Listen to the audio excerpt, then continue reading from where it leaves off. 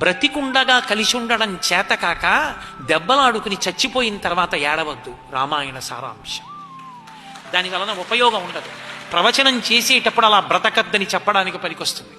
బతికున్న నాళ్ళు ఒక్క పుష్పగుచ్చంలోని పువ్వుల్లా కలిసి ఉండండి అన్నదమ్ములు.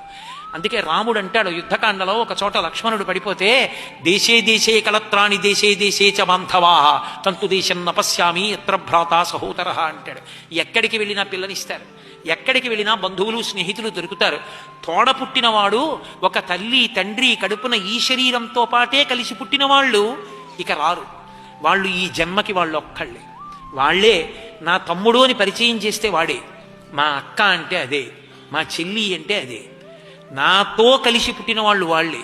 నాకు అక్క అయ్యేవాళ్ళు, తమ్ముడు అయ్యేవాళ్ళు, అన్న అయ్యేవాళ్ళు ఉండొచ్చు, కానీ ప్రధాన స్థానాలు అవి రక్త సంబంధం అయినప్పుడు ఆ స్థానాలు దెబ్బలాడుకుంటే మనుష్య జన్మకి అసలు అర్థం లేదు.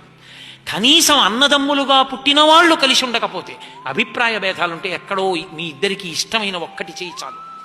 మీ అన్నయ్యకి పౌరాణికం సినిమా ఇష్టం, అన్నయ్యతో కలిసి సంతోషంగా గడపడానికి అన్నయ్యకి ఇష్టం లేనివి మానేసి అన్నయ్యతో కలిసి మాయాబజార్ సినిమాకి వెళ్ళొచ్చు చాలు.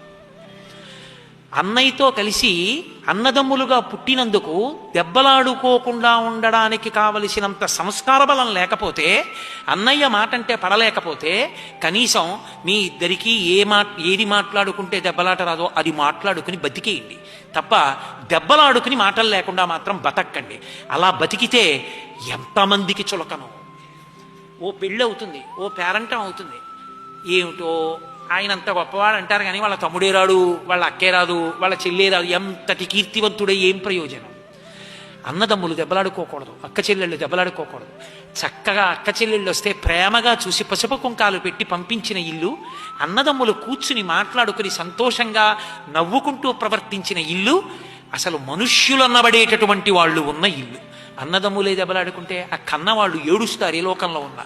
కాబట్టి రామాయణ సారాంశం ఒక్కటే. అందుకే అంతమంది అన్నదమ్ములు, చిట్ట చివరి వరకు అలా మిగిలిపోయిన అన్నలు రామలక్ష్మణ భరత శత్రుఘ్నులు. ఆఖరణ కొడుకులకి పట్టాభిషేకం చేసి అవతార పరిసమాప్తి చేసేసిన ముందు తమ్ముడు వెళ్ళిపోతే వెళ్ళిపోయారంతే. అంత అసలు ఉండలేకపోయారు వాళ్ళు. అంత అందమైనటువంటి జీవితాలు ఎలా బ్రతకాలో అన్నదమ్ములు తోబుట్టువులు మనకి నేర్పుతుంది రామాయణం.